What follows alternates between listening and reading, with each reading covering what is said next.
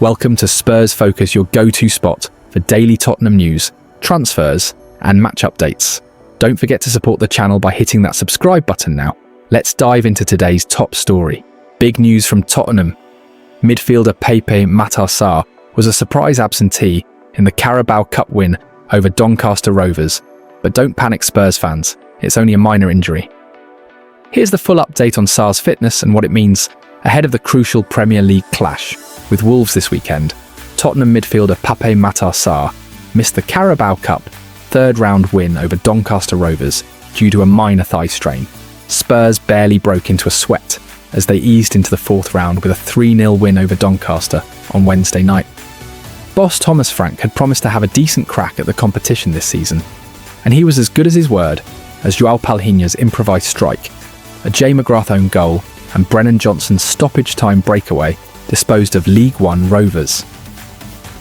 Sarr was absent from the squad, however, which was a surprise given he remained on the bench during the 2-2 draw with Brighton and Hove Albion at the weekend.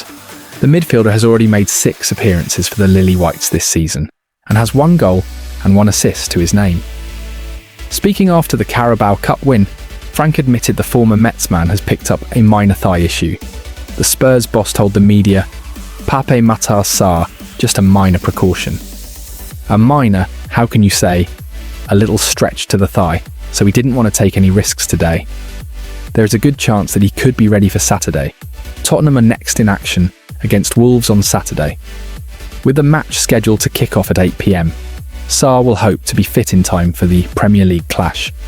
But Frank does have the likes of Palhinha, Archie Gray, Rodrigo Bentancur, and Lucas Bergvall capable of playing in midfield. On the win against Doncaster, which set up a fourth-round clash with Newcastle, Frank added, "First and foremost, happy with the win, happy with the clean sheet, and happy that we are through to the next round. That was the aim. I think the first half was good.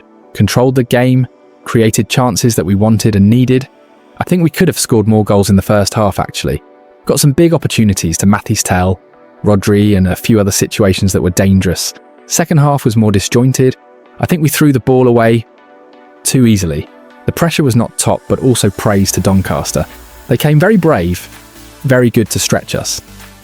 So if the pressure is not perfect, they made it difficult, so praise to them as well." Tottenham Hotspur have been rocked by a record-breaking £4.5 billion takeover bid, led by former DJ and tech entrepreneur Brooklyn Eric. But with the Lewis family standing firm and CEO Vinay Venkatesham stressing stability and long-term success, Spurs have made their stance crystal clear. Here's everything you need to know about the shock takeover approach and what it means for the future of the club. Former DJ and tech entrepreneur Brooklyn Eric is reportedly leading a 12-man consortium that has tabled a record-breaking £4.5 billion bid to take over Tottenham Hotspur. According to The Sun, Eric and his partners are prepared to shell out £3.3 billion to acquire the entire club from owners Enick and the Lewis family, with an additional £1.2 billion set aside for player investments. Talk over the possibility of a full club takeover has ramped up since the departure of Daniel Levy as chairman, though the Lewis family continue to insist Spurs are not for sale. That stance was further reiterated by Tottenham CEO Vinay Venkatesham during a lengthy interview released on club channels. Alongside confirming reports of takeover approaches, he revealed the stance of the Lewis family. "Well, first and foremost, I know the Lewis family really well," he said. "I think it's important for our supporters to know that they're very, very passionate about Tottenham Hotspur, and they're ambitious for the club. And when I talk about their ambition, what they're really focused on is ensuring that everything that we do across the complete breadth of the club really centres back and is focused on giving our men's team and our women's team the best chance to be successful on the pitch over the long term. So that's their laser focus, all around being successful on the pitch. They know, of course, that we operate in a very competitive environment and that there are a number of other teams that have the exact same ambitions. We have to compete to win the biggest trophies in the game. So we know it's not easy and we know that there's hard work ahead. But that is the focus. They're also focused on stability. They know there's been lots of change at the club, and now it's time for some calm and for some stability. And finally, they believe and trust in the people that we have working in the organisation. Their model is all about empowering the people we have on the ground to deliver against the ambition they have. And of course, the ambition that we all share. With Spurs making it clear that takeover approaches will not be entertained, it seems likely this approach will be met by the same answer. The interest was from PCP International Finance, led by former Newcastle chief Amanda Staveley, and a consortium of investors led by Dr. Roger Kennedy and Wing Fai Ung through Firehawk Holdings Limited. Tottenham beat Doncaster 3-0 in the Carabao Cup with goals from João Palhinha, an own goal, and Brennan Johnson. It marked Thomas Frank's 5th win and 5th clean sheet in 7 games, showing Spurs' strong Tottenham's start under Thomas Frank continues to show that foundations are being built by the Dane. This latest victory, albeit achieved with an uneven performance, means Frank has overseen 5 victories and 5 clean sheets in his 7 competitive matches since the Premier League season kicked off, with 1 draw, 1 defeat, and 14 goals scored across all competitions.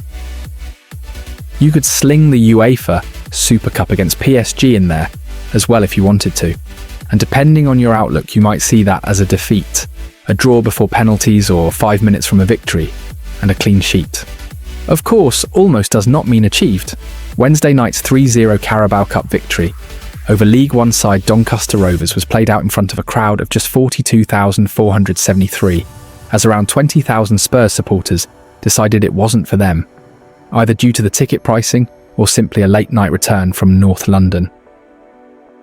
Those present got to see a small collection of good moments sprinkled across a team performance that dipped heavily in the second half, but was enough to see off a visiting team sitting 7th 2 divisions below. In essence, 3 moments of real quality showcased the difference in levels between the two sides, as Doncaster played well otherwise. Spurs opened the scoring just 14 minutes in. Despite being selected at centre-back by Frank, João Palhinha showed his ability at the other end of the pitch with an acrobatic overhead kick after a Xavi Simons corner was only partially cleared to the Portuguese 8 yards out. Within 3 minutes, the hosts had doubled their tally, as Wilson Odobert burst down the left flank and into the box with stepovers galore, and his low cross struck Doncaster defender Jay McGrath and deflected into the net for an own goal. Archie Gray forced Rovers keeper Ian Lawler into a flying save before the visiting skipper Owen Bailey brought the same result at the other end when his volley was magnificently pushed onto the left-hand post by Spurs stopper Antonin Kinski. Chances were few and far between, in a mostly dull second 45 minutes, aside from a Glenn Middleton free kick that curled inches wide of the right-hand post after a foul given against Kevin Danso that came, despite the ball cleanly being won. Brennan Johnson was Tottenham's most dangerous player in that second period, and after teeing up opportunities for both Mathys Tell and substitute Richarlison, the Wales international duly rounded off the scoring himself by running between defenders onto Lucas Bergvall's perfect pass and chipping over the onrushing goalkeeper in added time. First and foremost, happy with the win, happy with the clean sheet, and happy that we are through to the next round. That was the aim, Frank told Football.London. I think the first half was good, controlled the game, created chances that we wanted and needed. I think we could have scored more goals in the first half actually. Got some big opportunities to Mathys Tell, Rodri and a few other situations that were dangerous. Second half was more disjointed. I think we threw the ball away too easily.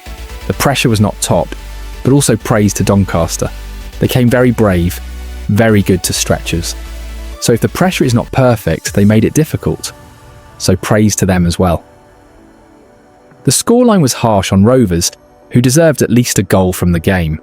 Spurs had given them permission to use their on-loan Tottenham youngster, Damola Ajayi, and the 19-year-old right-winger had his moments, including a volley that Toyosi Olusanya headed wide in the first half.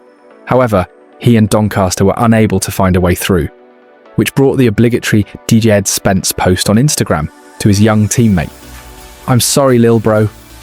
Welcome to the penitentiary," that came complete with a mocked-up image of Ajayi behind bars with Spence smiling in front of them. His teammate took it well in the comments underneath, with a Neil Warnock gif that would have brought back some memories for the fullback. When the team was announced ahead of kickoff, The expectation was that due to injuries to various centre-backs, Archie Gray would be returning to his centre-back role of last season, while João Palhinha would line up in the midfield alongside Rodrigo Bentancur and Xavi. However, Frank soon confirmed it was the other way around in his pre-match interview, meaning a rare outing for the Portuguese in defence, with the 19-year-old Gray getting to continue his development in the centre of the pitch. The idea presumably was that Spurs would have more of the ball, so Palhinha would be called upon to pass more than defend. That wasn't actually the case, with the possession stats not reflecting the two teams' different levels in the football pyramid, as the Premier League side only shaded it with 54.9%.